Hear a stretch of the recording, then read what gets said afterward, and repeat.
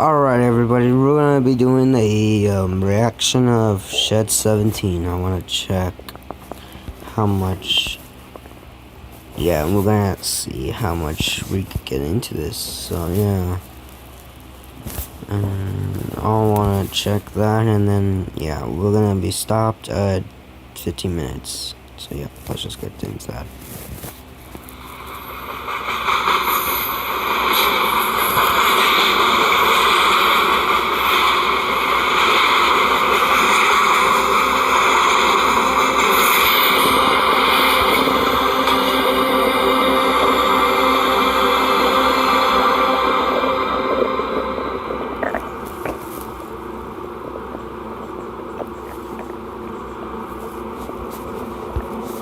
I don't see the thing. Yeah, excuse that. It's just that the internet has been laggy, and then yeah, might have to restart this in the thing or something. Oh.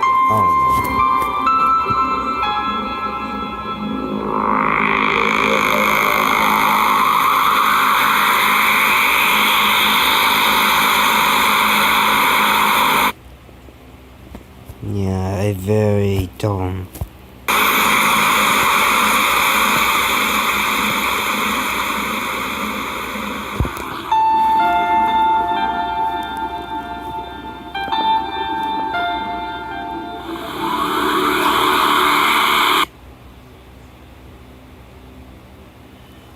Yeah, and then that might be slow, mine.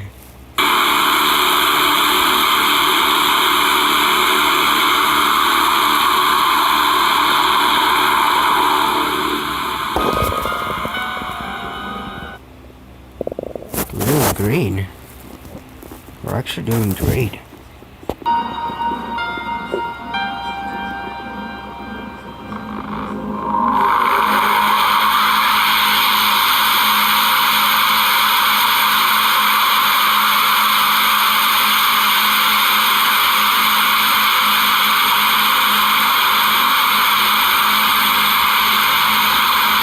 Stories that have charmed an entire generation. From the books to the television series, people around the world have grown up with the railway stories, and all their cheerful characters. But the truth behind Thomas and his friends was no children's fantasy. The truth would be horrifying. Wow.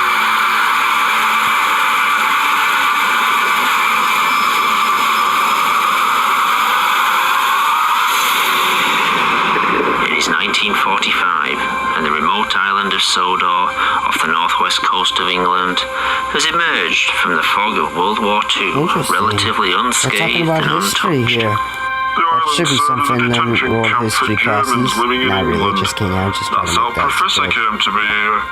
Professor Wilhelm Goethe was born in 1903 in Munich, Germany. Oh, wonderful. A doctor in biology, he became a prominent advisor to the ruling party in the 30s. Wenn älteren Jahrgänge noch bangen werden könnten, die Jugend ist uns verschrieben und verfallen mit In 1939, as war escalated, he, his wife Olga, and 4-year-old son Hans fled the country.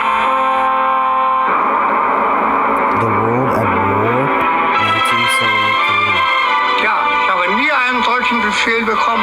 Ihr habt einmal gefragt, nicht wahr? Am 14. Mai 1942 war der Großadmiral Räder und ich bei ihm. That's what he wanted people to believe. The fact is, his experiments were hard to stomach even for his own people. In truth, he had become a prominent figure in the government, but as his work progressed, questions and objections had been raised in the higher echelons of the Reich. His work with genetics and DNA was truly pioneering, the cracking and manipulating of the human genome. What Professor Goethe was most successful in, however, was keeping his history a secret until his death. Biology in an attempt to gain favor among the German hierarchy, Wilhelm Goethe was at the forefront of the government's most fanatical policies. In 1938, he was influential in instigating the infamous Sajmelnacht, the Night of Sawdust. But, as his experiments advanced, he became a much less popular figure and soon feared for his and his family's lives. As soon as he escaped to England, he was banged up here. But the locals were nice to him. There was no hostility, and many of them chose to live here after the war. Following their release, Professor Goetze, Olga, and young Hans chose to remain. After studying under his father, Hans left at the age of 18 and went to university on the mainland, studying biology and engineering, writing several pioneering papers about genetics and the splicing of DNA with mechanical implants. He called it biofusion, the technique of manipulating genetic material to splice with mechanical attachments. However, much like his father, the British government became more and more concerned with Hans Goetze's proposals. So he was forced to seek financial backing from home. His dad left Germany with quite a few bob, so Hans came back. He saw our little island as some sort of refuge where he could work in peace. Soon every nutcase and eccentric was coming over. By 1962, Hans had set up Sodor Research, a small lab near the town of Alsborough, but soon the enterprise began supplying medical equipment and machinery and quickly grew to become a large complex comprising its own links to the growing Sodor rail system. Young Abby Collins from the town was working there when Professor Hans took a liking to her. Soon they were married, and even that one too. The town was buzzing with news of her pregnancy. Baby Thomas was born in 1968. Throughout the early years of his life, he would watch the growing railway network with fascination. He couldn't get enough of trains. His dad bought him one of the first video cameras, and he'd be on the platforms every day. You can see me in some of those tapes. Hi, Mr. Hartley. Morning, Thomas. But he was friends with everyone, even that simple bloke who could only say where he lived. Sodor. But his favourite trains were the old steam engines. Steam engines were a dying art on the British mainland, but Hans also had a fondness for them, much like his son, and liked to keep them running for our purposes, taking orders from the labs to the growing docks, or to the mainland to be transferred to modern postal express trains. But as the Sodor rail system expanded, it found itself increasingly under the supervision of the new British rail network and appointed a new controller. But then they cut off that. Into money, he took his ridiculous name to heart and started wearing a top hat all the time. Of course, we islanders had a different name for him. Fat bastard. You've never met such a cold-hearted as him. He banned all steam engine volunteers and cut most of rail employees, shut down the branch line and the smaller stations. He was happy to let the railway rust away, just like they did to the main line. But the fortunes of the railway were about to take a profitable turn, a stroke of luck for the island that would result from tragedy. Come on, we're gonna be late. What's the time? Thomas, get moving. Young Thomas loved following the railway. He'd be out all the time, hoping to catch a new train on his camera. 11:45's coming through soon. He won't wait for us. Unfortunately, he didn't take as much notice of the safety signs. I'm not being late again. Have we missed it yet? Wait for the 11:45. Never mind the 11:45. It must be late again. Tommy, come on. It's always held up. Whoa. Wow, that's just messed up. Hans was mortified. He disappeared from public view and into the labs. Locking himself in, he wouldn't allow anyone in there. Eventually his father Wilhelm came to see him. It feels like this is like an actual creepypasta story, the but laboratory yeah. had been locked down, followed by an engine maintenance shed, Or which was to become off limits to or all. something, I don't know. All production was shut down, orders weren't met, but the two Professor Goetzes didn't care. More and more equipment was being delivered daily, but no one was allowed in Shed 17. Questions started being asked on Sodor. Where were the Goetzes?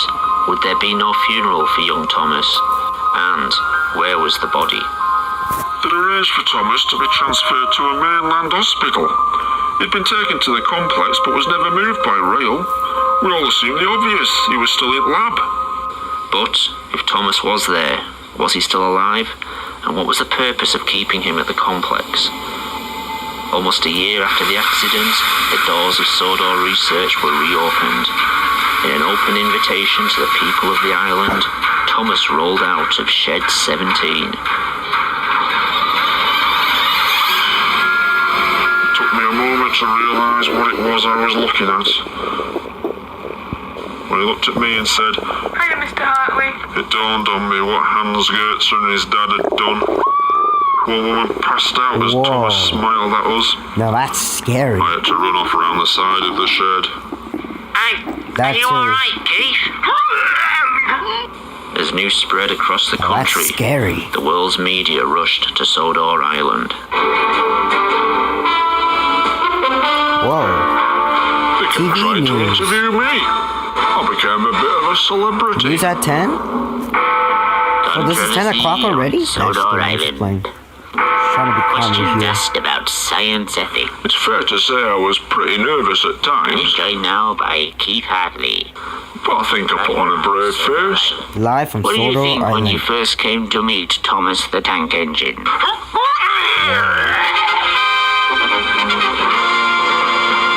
London Weekend Television. Weekend. Most of my mates said I looked pretty good on telly. The mates said Sodor I experiment. represented the people of Sodor very well.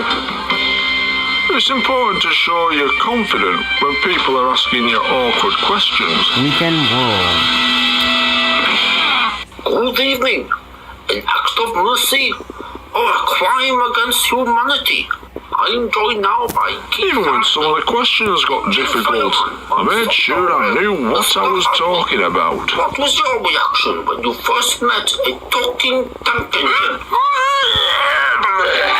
If you can't make an informed Same answer opinion, like the last time. or if you Oh, can't TV, string yeah. together two words on telly, well, maybe you shouldn't be on there. There are two sides to this. Admittedly, the subject matter was a bit bizarre sometimes. There are some dark forces at work here. Same answer. You're alright as long as you can win over the audience. They're laughing at you. They're not laughing with you. Same answer too. The Gertzer family refused to answer any questions. Behind closed doors, the only question they agreed to answer had Sodor been asked Mail. repeatedly. What is this? Would Thomas work on the railway? The response was an emphatic no. Thomas's DNA had been reprogrammed to accept and adapt to the engine structure, using the engine's internal system to maintain his organic functions. What no one could be sure of was how much of the engine was mechanical and how much was organic material. Thomas had been able to move around without coaches, but to work on the railway, his engine would need to be fired up and operated by a driver and fireman. Since no one could be sure how much of the engine was Thomas, the pressure caused by the engine could rupture his organs from the inside, and the incredible heat could boil him alive. Professor Hans and his father vowed Thomas would never work on the railways. Similarly, the two professors were to refuse many requests by people from around the world who wished to be biofused into engines. There were billionaires offering to pay whatever they wanted to be converted into an engine or some other transport. Train enthusiasts too, and people with terminal illnesses were desperate to be made into trains. But for some reason, the Gertzers refused. But there would be other interested parties, eager to seize on the biofusion gold mine. The independently wealthy Topham Hatt staged a hostile takeover and within weeks had bought a controlling share in Sodor Research. Immediately, the policy of the company changed, and so did the ethics. The medical supply wing was shut down, and work began on mass biofusion experiments and operations. Anyone who could afford it, some handing over their whole fortunes, were turned into engines. But along with the new policy, there would be worse to come. Biofused engines would be allowed, then obliged, to work on the railways. The first one we fired up was James. He didn't have the money some of these people had, and so agreed to basically sign his life away if they wanted to experiment further, or to take massive risks like this. As usual, the fat had everything recorded. All kept classified, you understand. These recordings, shown for the first time, reveal the extent of Sir Topham Hatt's experiments. It was horrible watching these engines work on the railways some days. But the tourists wanted to see it. They expected it. And for me, it was work. But with the new engine's increasing work schedule came more and more accidents. Edward was first to have problems. He'd been filming all day for the new TV series they'd announced, and for his last scene, he had to pull into Wellsworth Station and whistle to the kids on the platform. Keep it! Whistled Edward. Thank you very much. Sadly, this was only the first in an increasing number of incidents. Harold had an obsession with aircraft and appears to become a helicopter. Alright, we'll be stopping from there. So yeah, this is actually part 1. So yeah, thank y'all so much for watching, and we'll continue on with part 2 later today. So I'll see you guys then. The operation had gone well. Alright everyone, we're back with part 2. So yeah, we're actually at the time where But we had to ban him we're at, from so being allowed yeah. to attempt flight. So In an yeah. experiment kept secret until now, Mavis the diesel engine was to be the first biofuels locomotive used on the railway. We fueled her up and everything seemed fine. Then things got out of hand. The diesel began to burn her Whoa. internal organs. Everything organic in the engine was soon burning. Have you ever heard a locomotive scream in pain? We tried rinsing out the fuel tank with water, but by then it was too late. Mavis's body would be kept under lock and key indefinitely. In an unexpected U-turn, Sir Topham Hatt would ban fueled engines from being used on the island. Harold was never told why he couldn't fly, but the decision would keep him alive, if only for a little while longer. In fact, unknown to the outside world, there had been many failed biofusion experiments. That fat bastard kept the accidents a secret, and legal disclaimers had to be signed by anyone being biofused, so there'd be no legal action taken if anything went wrong. This footage shows engines being displayed to tourists during the off-season. Many of these engines were failed biofusion experiments and were too ill to work or were already dead. They had to put a stop to that, though.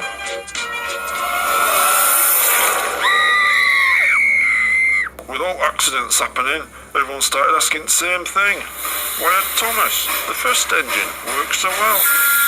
Despite all the troubles the other engines had, Thomas had worked fine, seemingly oblivious to the other engines' problems and accidents. Keeping their problems a secret from the outside world, Sodor Research began selling the technology to other countries in multi-million-pound deals. These countries would have less qualms about the use of fuel engines, and even the modern electric trains. Even failed biofused engines were being displayed publicly in what would become a kind of freak show. I love that part. To his Now I horror, love that part. Professor Hans Goetze saw what this was leading to, slavery of engines, and immediately resigned. Now that's scary. His father, Wilhelm, would go one step further.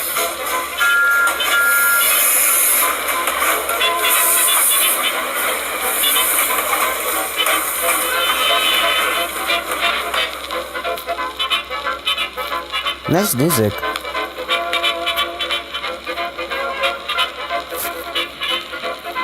I got a bad feeling about this part. This is weird.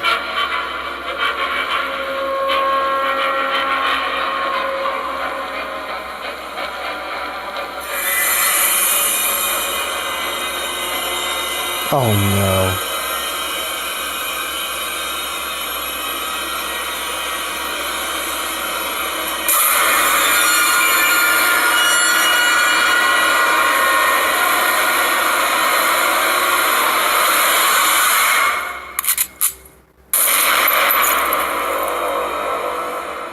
Professor Wilhelm couldn't come to terms with what was happening to his engines. and took the only course he thought he could take. That fat got a load of us rail staff over to his house to clean up after the body was taken away. You should have seen it. Sawdust everywhere. It took us days. But such attempts to keep the incidents on Sodor a secret were short-lived after a very public accident. Gordon paid an enormous amount to be Sodor's first 462 configuration engine, much bigger than any other engine at the time. We were terrified that fat shite would make us fire up that huge engine. We were shocked to discover he had insisted on being able to work on the railway.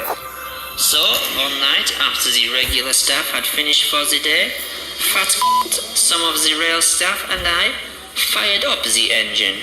As usual, these experiments were filmed. This footage has never been broadcast before. Dr. Ruth and I filmed it all. It might be a bit shaky. It was handheld. At first, Gordon complained about the heat. Then that turned to pleas to douse the fire. But that fat bastard held us back. He wanted to see what would happen. He argued he had put a lot of work into Gordon, and the chances to get him working were too great an opportunity. Now that's scary. This might be it.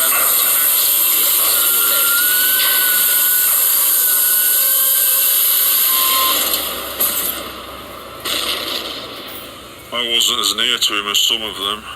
All I could do was run. I was lucky to get away with some singed clothes.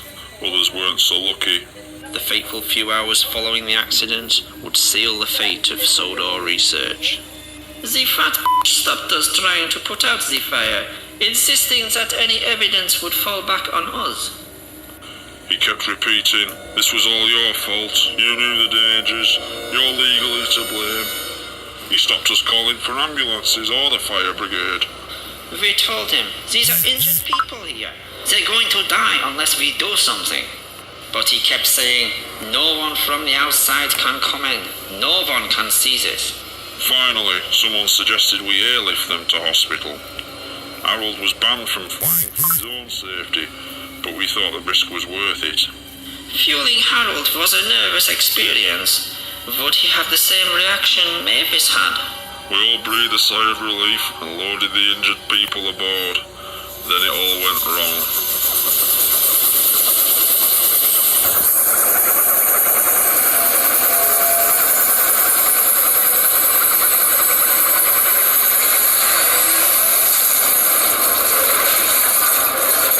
Harold's engine had worked fine, but what no one realized was most of Harold's lower extremities were permanently fused to his propeller system. As Harold's rotor blades began to spin, vital organs would be drawn into the motor and tear him apart from the inside.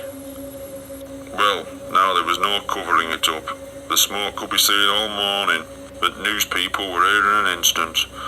We were told to close gates and start clearing up the mess ourselves, with some help. Henry Thierry was the only 420 gauge engine on the island. A large engine that had been working on the railway regularly, he had become popular among tourists and the locals. Henry was called into the yard to help tidy the mess. Working mostly at night, he would cart away the wreckage under cover of darkness. We had to work quickly and quietly. Henry would cart wreckage from the yard away to the sea. Then one night, the points were set wrong, and we were diverted to another shed. Henry had inadvertently been sent to shed number 17, where Thomas had been biofused into a tank engine and had subsequently been declared out of bounds. It was dark, and these sheds all looked the same. I unlocked the doors and Henry rolled in. I didn't see what Henry saw, because as soon as he put his head through doors, he bolted and reversed out. Keith locked the shed up without seeing what was inside. But Henry had seen it all. We wouldn't even dare talk about that shed, more than our job's worth. But Henry had decided to speak up and confront Sir Topham Hatt. That night, he arrived at the railway controller's office. I don't know what was said in there, but there were raised voices at times. They had a shouting match for 10 minutes. Then Henry left, back to the shed. Oh, I think this is the part where this is going to get more scary for everyone. and with one sentence, he sealed both their fates. Henry only said one thing to him: stay away from Shed 17. The next day, the fat had a new job for him. Wow, more news. Road in action. The flying keeper route runs through the night, delivering fish from the docks to the mainland, across the highest altitude line in the country. That old line was treacherous at best, but when Henry was put on there, in the middle of winter, it was a death trap. In 1970, fish had started being delivered by road to the mainland. It was safer and more cost-effective, and the line was declared redundant. Dangerous and unnecessary, it came as a shock to the islanders when it was reopened. That fat shite always hated Henry. He didn't like his cheerful manner, and he clearly had other lifestyle choices when he was a human. Fat wanted Henry away from the other engines, and Kipper Run was a death sentence. On the night of February the 8th, 1983, Henry had only been on the Kipper Run for a week. The following incident would be made into a book and later recreated in the television series. This is the train the railwaymen call the Flying Kipper. Can you believe they put it in a kid's story? Of course, that fat f***er changed quite a few of their facts. They couldn't know the points from the main line to a siding were frozen, and the home signal should have been set at danger, but snow had forced it down.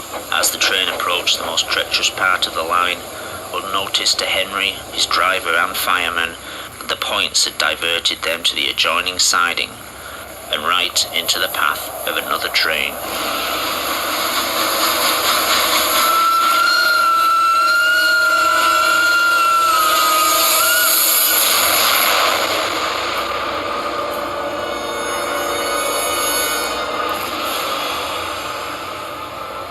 Now that's scary. Henry's driver and fireman had jumped clear before the crash. In fact, Al and Barry died from their injuries. Slowly, in snow, the poor bastards. By midday, the recovery operation was underway, and Sir Topham Hatt had arrived. We're almost done. It wasn't your fault. We'll probably split it Ice up. and snow caused the Two accident. parts of 3. These images from a train spotter's camera were taken the evening before and were successfully covered up by the Sodor Railway Board for 10 years. There was a railway spike in points, blocking them. Of course, that had disappeared by the time we got there. I'm sending you to Crewe, a fine place for sick engines. Crew, we all knew what that meant. They'll give you a new shape and a larger firebox. Crewe was, at the time, one of only 2 scrap metal yards in the UK capable of handling and recycling organic material as well as engine parts. You'll feel a different engine and won't need special coal anymore. With those few words, he'd sentence Henry to death. Won't that be nice? Yes, sir, said Henry doubtfully. Everyone knew he wouldn't see him again, and everything was sewn up nice and neat for that fat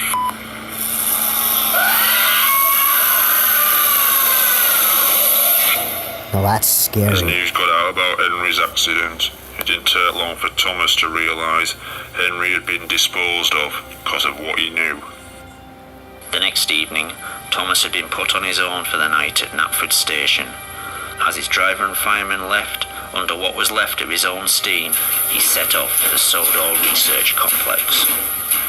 He had a small amount of burning fuel in his firebox, but he was mostly moving under his own strength. It took Thomas 3 hours to get to the complex, the effort to get there nearly killing him. Thomas arrived at midnight. With no one around, he made his way to the shed where he was created. What he found was the answers to his questions, and many others. Since Sodor Research had become producing biofuels vehicles, the world had asked, why had the first biofusion operation worked so well, but nearly every operation since had failed? Sadly, Thomas found the reasons inside. Get ready, everyone. This might be most scarier for you and me. had never been the first operation. He hadn't even been second. What shed number 17 contained was evidence of several attempts to create a tank engine. If he could do that to an engine, why not duplicate it into a human? Made by people with no experience. Because an engine's going to take like more time, other than the examples that show right there. He could have just duplicated it into a human, but that's another story for another time. As much the real Thomas as the tank engine the world had come to know and love. To us, Thomas the Tank Engine had been the Thomas we all knew as a boy. Part of the family the whole island's population had known and respected since Wilhelm first arrived. In actuality, this tank engine was no more the real Thomas than all the failed creations made over the 12 months before. This Thomas had all the human Thomas's Sorry about that, I was memories gonna get the and charger to the phone. experiences. He had learned Well, what let me Thomas just get had it right learned, there. known who Thomas had known, but so Oh, had the all other side. the previous failures.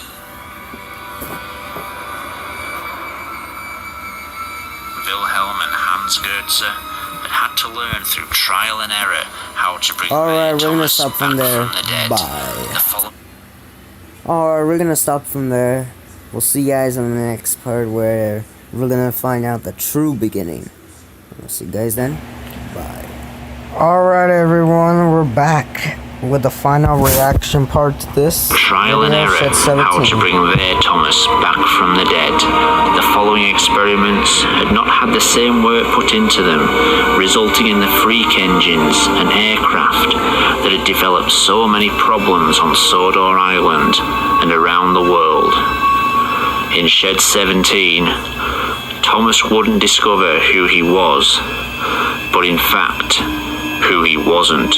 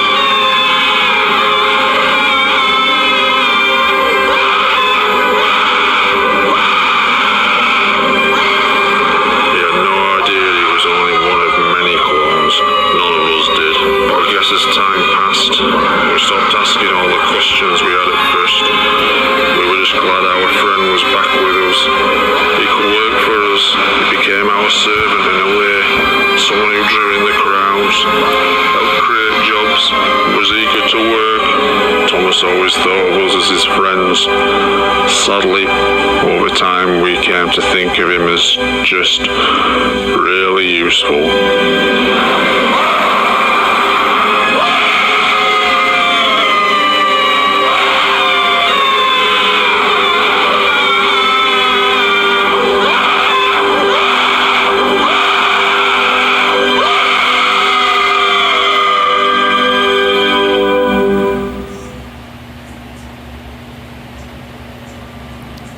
In 1983, a government inquiry was launched into the events of Sodor Island and the labs of Sodor Research. Biofusion was banned the following year. Work for biofuse engines were finally banned after the wind scale nuclear. I didn't even know that was going to happen.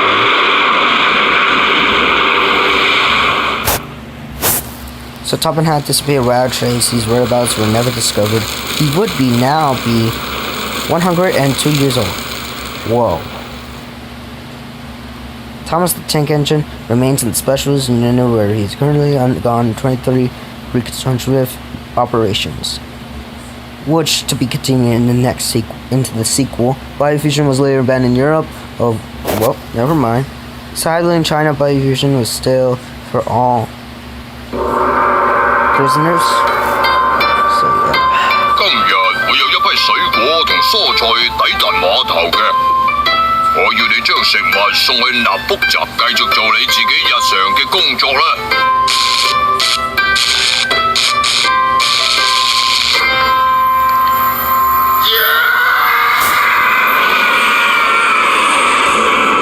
I guess that will be all for today. I mean, what are my final, what is my review on this? To be honest, it was kind of scary. I mean, I didn't actually scream because I thought I was about to when Thomas was about to gun into that little thing. And then, so far, this kind of works well as a creepypasta story. I mean, it's not as real, but I mean, it's kind of scary. I mean, it's kind of fun to see like how Thomas would be in the scary video. So yeah, that were my thoughts, and I'll see you guys in the next video where we'll continue to. I'll see you guys in the next videos. Bye.